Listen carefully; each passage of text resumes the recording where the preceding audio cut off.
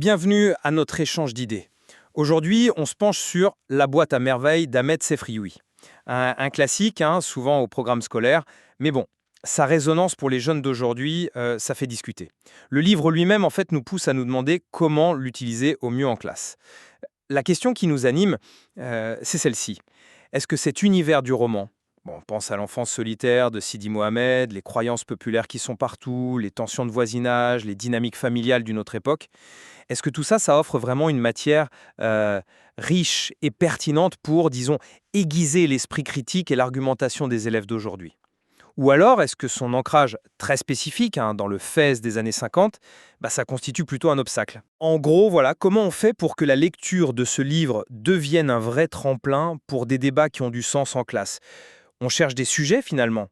Alors moi, je vais défendre l'idée que justement, la profondeur des expériences humaines universelles qui sont décrites dedans, eh bien, ça en fait une ressource pédagogique très précieuse, capable de susciter des discussions argumentées, essentielles même des décennies plus tard.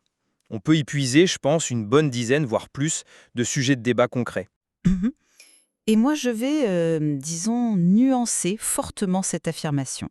Non pas pour nier la richesse littéraire de l'œuvre, bien sûr, mais pour souligner que la distance culturelle, temporelle, et puis surtout cette perspective narrative très très particulière de l'enfant, eh bien, ça pose de vrais défis pédagogiques. Transformer cette lecture en une argumentation solide, nuancée, pour des ados d'aujourd'hui, c'est pas si évident. Le risque, c'est que l'exotisme ou même l'incompréhension prennent le dessus sur la vraie réflexion critique. Alors, permettez-moi d'exposer un peu ma vision. Le roman, il nous plonge vraiment dans l'univers intérieur d'un enfant, Sidi Mohamed, qui vit une solitude profonde. Il le dit lui-même d'ailleurs, page 2, ma solitude ne date pas d'hier. Face à ce monde adulte qu'il a du mal à comprendre, il se réfugie où? Dans sa boîte à merveilles, ce trésor personnel avec ses objets bizarres qu'il appelle ses seuls amis, page 6. Bon, rien que ça, voilà déjà un premier sujet de débat formidable pour les élèves, la solitude pendant l'enfance, est-ce que c'est universel? Le fait de se replier sur soi, est-ce que c'est une stratégie valable face aux difficultés? Ces thèmes, l'intériorité, l'imaginaire comme refuge, c'est intemporel. Ensuite, pensez aux interactions sociales. La fameuse dispute du lundi pour la lessive entre Lala Zoubida et Rahma, page 7-9. C'est incroyable de théâtralité. Quel excellent cas pratique pour débattre de la gestion des conflits de voisinage, par exemple, ou du rôle de l'honneur, de la parole dans les relations sociales. Premier sujet concret, là.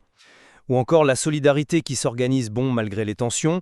Quand Zineb disparaît, page 21-23, un deuxième sujet pour discuter des formes de l'entraide communautaire, de ses limites peut-être. Et puis, que dire des croyances? La présence de la Chouafa, page 2, cette sorte de voyante guériseuse du quartier. La visite au marabout, Sidi Ali Bougaleb, page 11-13, ce saint qui est censé guérir l'enfant. La peur des djinns, page 2, page 14.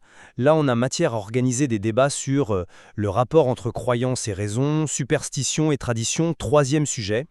Ou encore sur la fonction sociale de ces croyances dans une communauté. N'est-ce pas là une mine de sujets pour l'argumentation? Quatrième sujet potentiel. Sans oublier bien sûr la condition féminine, les relations familiales, l'autorité paternelle, chaque scène ou presque peut devenir un sujet d'analyse. Analyser la dispute pour la lessive, simple querelle ou reflet de tensions sociales plus profondes. Cinquième sujet. Oui, oui, je vous accorde tout à fait la richesse thématique, elle est indéniable. Mais c'est justement la manière de transformer cette richesse en débat argumenté, pertinent pour des jeunes d'aujourd'hui, qui me semble, moi, plus complexe. Prenons d'abord la perspective narrative. Tout est filtré par le regard d'un enfant de 6 ans. Un enfant qui est souvent un observateur assez passif, hein. J'étais un enfant seul, page 3, dont le refuge principal, c'est cette boîte quasi magique, page 6. Est-ce que c'est vraiment un modèle inspirant pour des adolescents qu'on cherche à pousser à l'action, à l'argumentation? On pourrait bien sûr leur proposer comme sujet un sixième sujet, si vous voulez. Le refuge dans l'imaginaire est une force ou une faiblesse?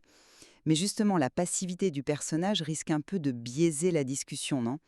Ensuite, le contexte socio-culturel, ce Maroc des années 50. Bon, ça peut fasciner, d'accord? Mais ça peut aussi créer une distance telle qu'elle empêche une appropriation critique. Discuter de la Chouafa, page 2, ou du marabout Sidi Ali Bougaleb, page 11-13, sans tomber dans le jugement de valeur un peu simpliste, ah c'est archaïque, ou dans l'exotisme de pacotille, Oh, comme c'est pittoresque.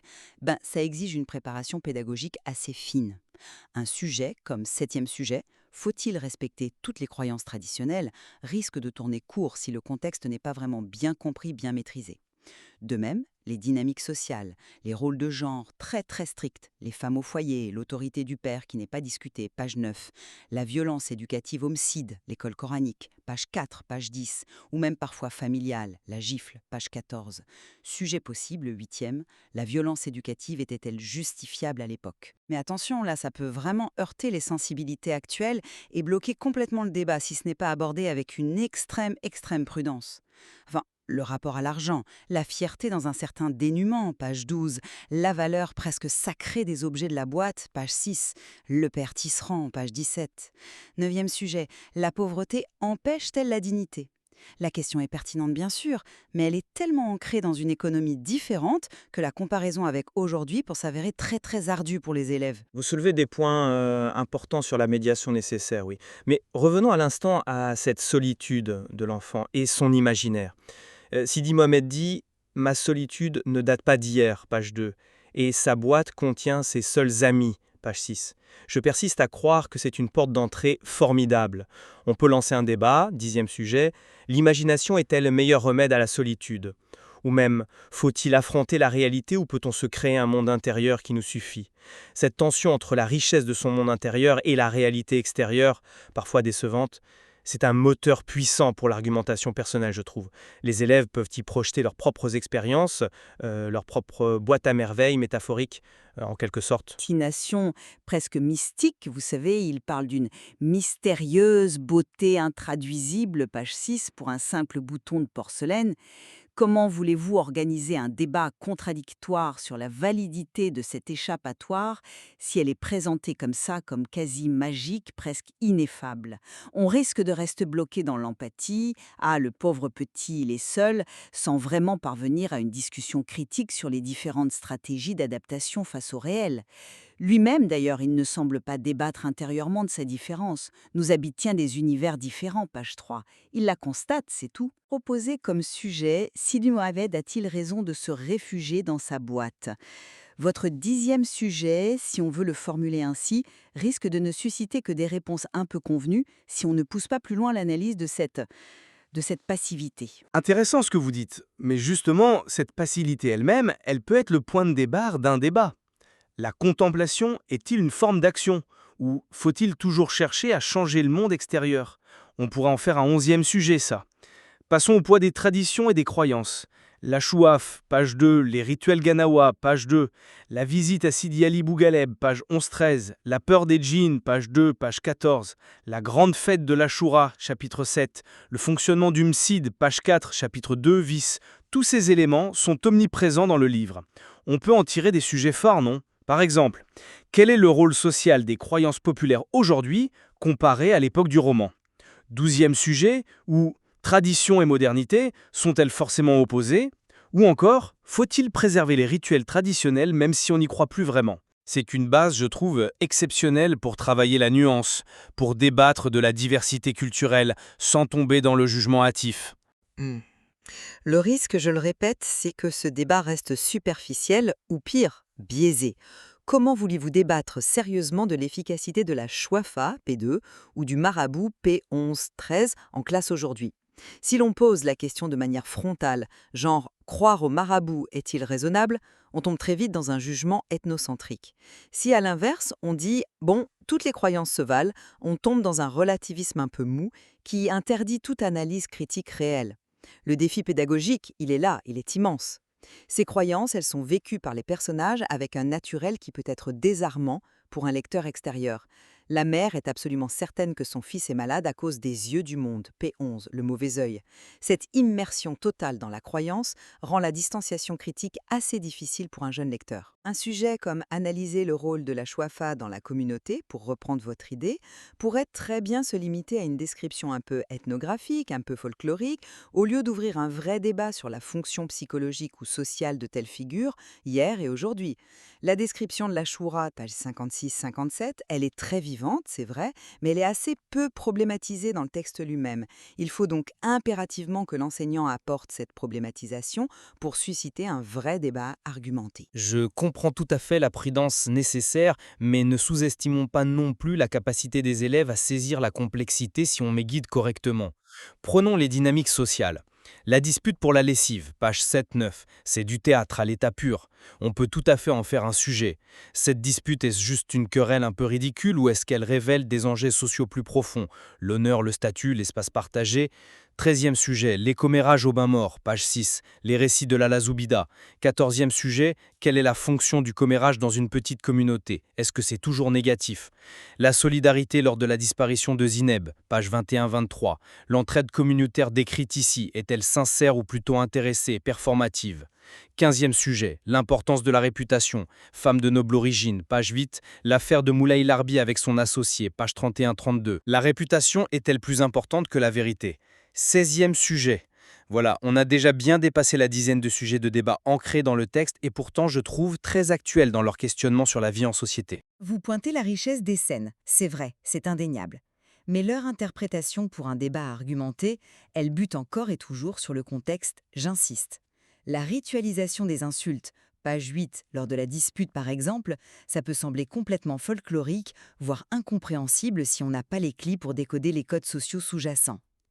Le silence du père face aux plaintes de sa femme, page 9. Comment en débattre sereinement sans plaquer nos attentes contemporaines sur l'égalité dans le couple? Un sujet comme « le comportement du père est-il responsable ?»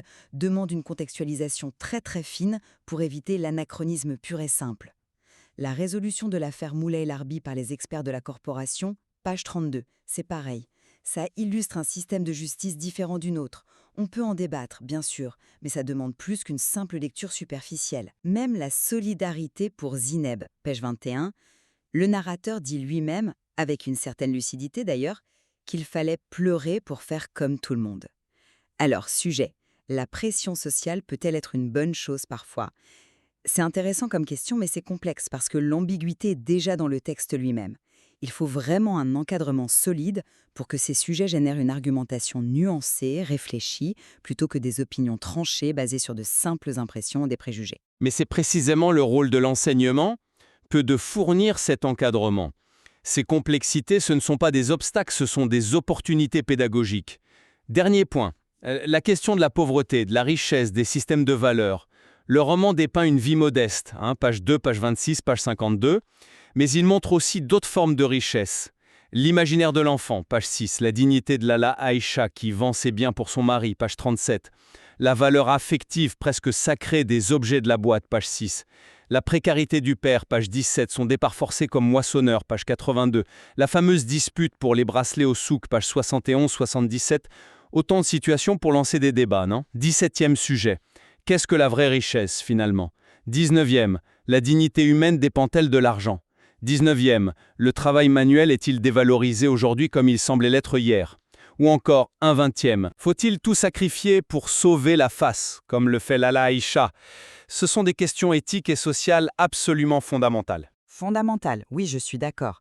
Mais leur traitement dans le roman est fortement teinté par des valeurs spécifiques qui peuvent vraiment dérouter un jeune lecteur d'aujourd'hui. Cette fierté immense liée aux origines, page 9. Un certain mépris pour le commerce, page 17. Cette obsession de ne pas perdre la face, page 37. Comment voulez-vous qu'un élève d'aujourd'hui, qui vit dans une société de consommation, d'individualisme revendiqué, puisse débattre de la pertinence du choix de Lala Aïcha sans tomber soit dans l'incompréhension totale, soit dans le jugement moralisateur? Un sujet comme « Les valeurs matérielles sont-elles plus importantes aujourd'hui qu'à l'époque de Sidi Mohamed ?» Pourquoi pas comme 21e sujet, mais il risque fort d'opposer caricaturalement les époques sans nuance. Et puis la réaction de Lala Zoubida au bracelet ces objets de désir intense qui deviennent soudain des bijoux de mauvais augure, page 77, ça illustre bien un rapport à la matérialité très ambivalent, très complexe à analyser pour un jeune lecteur qui est sans doute habitué à des schémas plus directs de consommation et de désir. Le risque, encore une fois, c'est soit de simplifier à l'extrême, soit de passer complètement à côté de la critique sociale subtile que Sefrioui lui-même esquisse peut-être derrière tout ça.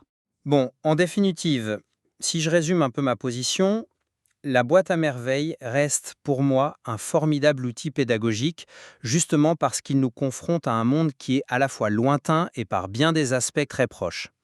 Les thèmes universels, l'enfance, la société, la croyance, la famille, y sont incarnés de manière si vivante, si spécifique, que ça provoque nécessairement le questionnement, la comparaison et donc l'argumentation. Les défis que vous soulevez sont réels, je ne le nie pas, mais s'ils sont aussi ce qui rend le travail sur ce texte si stimulant, il oblige à la nuance, à la recherche, au débat interprétatif. Et regardez, on a identifié ensemble plus d'une vingtaine de sujets potentiels au fil de notre discussion, chacun méritant d'être exploré en profondeur en classe. Je maintiens tout de même que cette stimulation, elle dépend entièrement de la capacité à surmonter cette fameuse distance. La richesse est là, bien sûr, mais le passage à une argumentation personnelle, critique, nuancée, pour un adolescent d'aujourd'hui, ça ne se fait pas tout seul, ce n'est pas automatique. Sans un accompagnement pédagogique très attentif pour contextualiser, pour guider la lecture, au-delà de l'exotisme facile ou du jugement hâtif, eh bien ce potentiel argumentatif risque de rester lettre morte. Les sujets sont bien là, on en a listé beaucoup, c'est vrai, mais leur traitement en classe demande une véritable ingénierie pédagogique très spécifique pour qu'ils ne deviennent pas juste des prétextes à des discussions superficielles ou pire, à des malentendus culturels. La clé, pour moi, elle est vraiment dans la médiation de l'enseignant. Notre échange illustre bien, je crois, qu'il n'y a pas une seule lecture possible de la boîte à merveilles. Sa complexité, c'est peut-être ça sa plus grande force pédagogique finalement, parce qu'elle invite à la confrontation des points de vue, exactement comme nous venons de le faire. C'est un texte qui résiste, oui, et qui fait réfléchir. Absolument. Et c'est précisément en considérant ces différentes facettes, ces tensions permanentes entre l'universel et le particulier, entre l'empathie naturelle et la nécessaire distance critique, que l'on peut véritablement en apprécier toute la profondeur et mesurer les enjeux de sa lecture aujourd'hui. Il reste bien entendu encore beaucoup à dire sur ce roman foisonnant, sur d'autres thèmes, d'autres personnages que nous n'avons fait qu'effleurer aujourd'hui. La discussion est loin, très loin d'être close.